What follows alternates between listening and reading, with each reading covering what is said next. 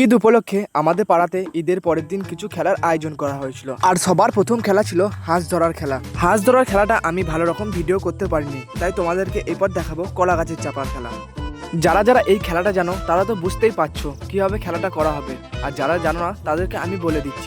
সবার প্রথমে একটা বড় কলা গাছকে নিয়ে এসে মাটিতে পুঁতে দিতে হবে এবং ওই কলা গাছে ভালো করে তেল মাখাতে হবে। তারপর কলা গাছে যে চাপবে তারও শরীরে ভালো করে তেল মাখিয়ে দিতে হবে। তেল মাখানো হয়ে যাওয়ার পর ভাইগুলোর বডি তো তোমরা দেখতেই পাচ্ছ।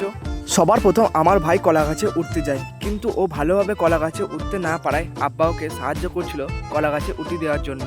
আর কলা গাছের উপরে ছিল একটা 100 টাকার নোট। যারা এই খেলাটা খেলেছে তারাই জানে যে এই খেলাটা কত কষ্টের খেলা। একে একে সবাই কলা গাছের উপর 100 টাকা নেওয়ার চেষ্টা করে, কিন্তু কেউ পারে না। অবশেষে আমিও রেডি হয়ে যাই এই খেলাটা খেলার জন্য।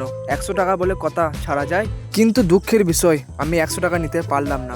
এরপর সন্ধ্যে শুরু হয়ে যায় বড়দের মিউজিক্যাল চেয়ার। বড়দের মিউজিক্যাল চেয়ার হয়ে যাওয়ার পর ছোটদের মিউজিক্যালও চালু করে দিলাম। এরা ঠিকঠাক মিউজিক্যাল চেয়ার খেলতে পারছিল না, তাই ওদেরকে সান্ত্বনা পুরস্কার দিয়ে উঠিয়ে দেওয়া হয়েছিল। তারপর শুরু হলো হাড়ি ভাঙার খেলা। এই হাড়ি ভাঙাতে অনেকজন অংশগ্রহণ করেছিল, কিন্তু কেউ হাড়ি ভাঙতে পারেনি, তাই এই খেলাটাকে বাতিল করে দেওয়া হয়েছিল।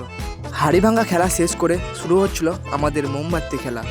এই খেলাটা শেষ করতে গিয়ে আমাদের প্রায় 10:30টার কাছাকাছি সময় হয়ে গিয়েছিল, তাই প্রাইজ দিয়ে শেষে বক্সে একটু ড্যান্স করে আজকের মিনি ব্লগটা এইখানে শেষ করলাম। ভিডিওটা ভালো লাগলে একটা লাইক করে চ্যানেলটা ফলো অথবা সাবস্ক্রাইব করে যাও।